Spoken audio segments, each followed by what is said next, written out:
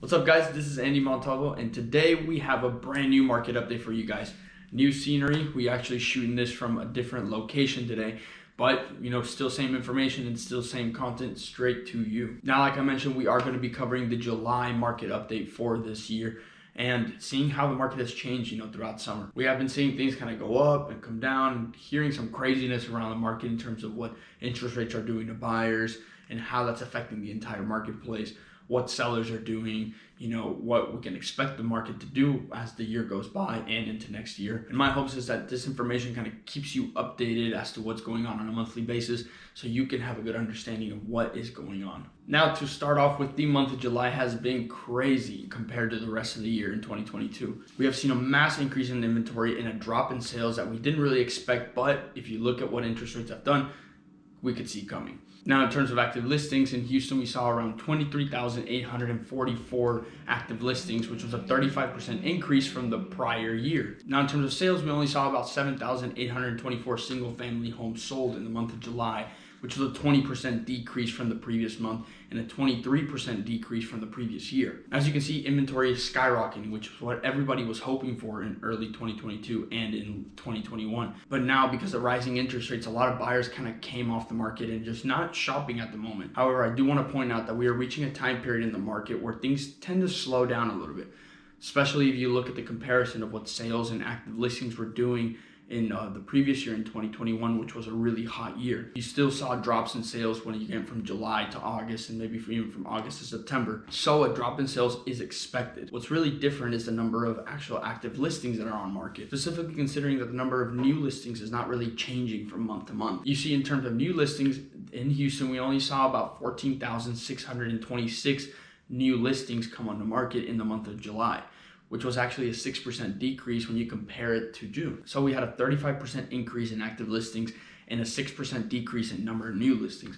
which is just telling us that houses are just sitting on the market for a little longer. Now, that could be due to overpricing. It could just be also the drop in sales that is just kind of not taking as many houses out of the market. But in my opinion, I think it always really just comes down to pricing. I think a lot of sellers are still coming into the market this late in summer thinking that they're going to get the same pricing and the same competitiveness that a lot of buyers were getting in May and April, which is not to say that competitiveness in the housing market is still not there. Here in Houston, we still saw a median days to sale of 9 days, and we are still close to what was a seller's market with a month of inventory of 3 months, which is actually kind of putting us more into the neutral position in the real estate market. It's doing exactly what I was talking about earlier the year, where the market was not necessarily just going to keep spiking up or just completely spike down. It was going to kind of more normalize. For example, in terms of real estate prices are still remaining high, not completely dropping. We only saw less than a 1% drop in median home sale price from $355,000 in June 2022 to $350,000 in July 2022. So home values maybe did take a small dip,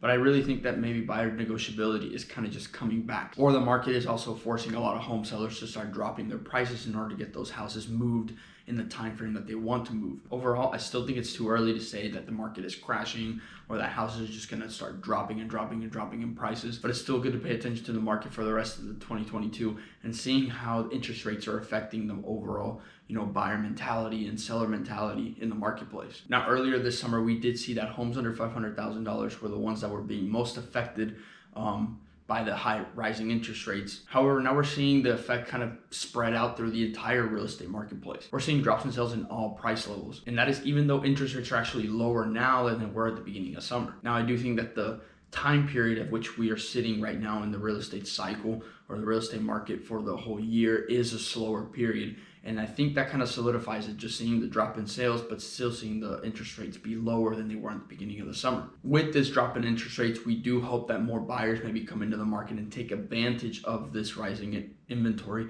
and maybe get, a little bit of negotiability with the houses that they're looking for and possibly get into the house that they were originally looking at maybe a couple months ago and maybe it didn't sell in May because of overpricing, and now they're in a position where maybe now they can do it and now they can complete the transaction. Now, as always, I do want to cover the top selling areas inside the loop and outside the loop. Now, inside the loop, we have the Heights and Greater Heights area lead the market with 94 homes sold and 128 contracts written.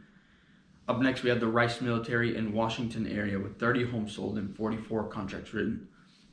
And up third, we had the Montrose area with 25 homes sold and 28 contracts written. Now let's move to the Metro Houston area so we can see how those areas are comparing. In Metro Houston, we had Katy lead the market with 587 homes sold and 903 contracts written. Up next, we had Cypress with 276 homes sold and 428 contracts written.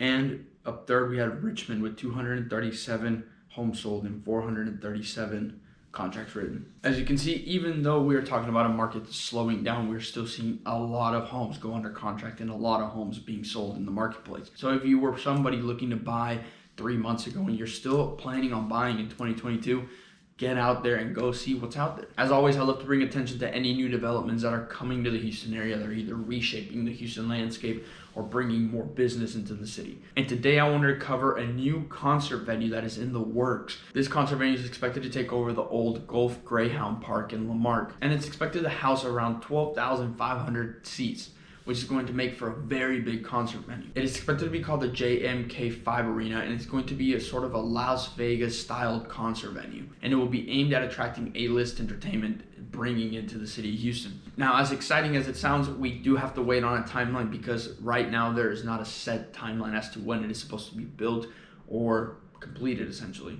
But it is something very exciting to look forward to. Up next, I wanted to show you guys something fun you can do this month of August here in Houston, and I wanted to cover the White Linen Night in the Heights. This Saturday, August 6th, from 6 p.m. to 10 p.m., you can go to the Heights area and enjoy a great fun night of the White Linen Nights in the Heights area. Goers will be dressed in white linen out there to enjoy entertainment, restaurants, bars, shops, art, collectibles, all that kind of cool stuff. It's probably one of the most anticipated events every year here in Houston, so I highly recommend you going and checking it out. That is all I have for you today. Please, if you have any questions, put them down below. You guys can also reach out to me and find me on Instagram with my IG right here down below, and you can reach out to me by email. It is right here down below as well. Besides that, guys, please don't forget to hit like and subscribe, as your support means everything to me, and I cannot wait to bring you guys more content. I hope this market update was helpful to you, and I will see you guys next time.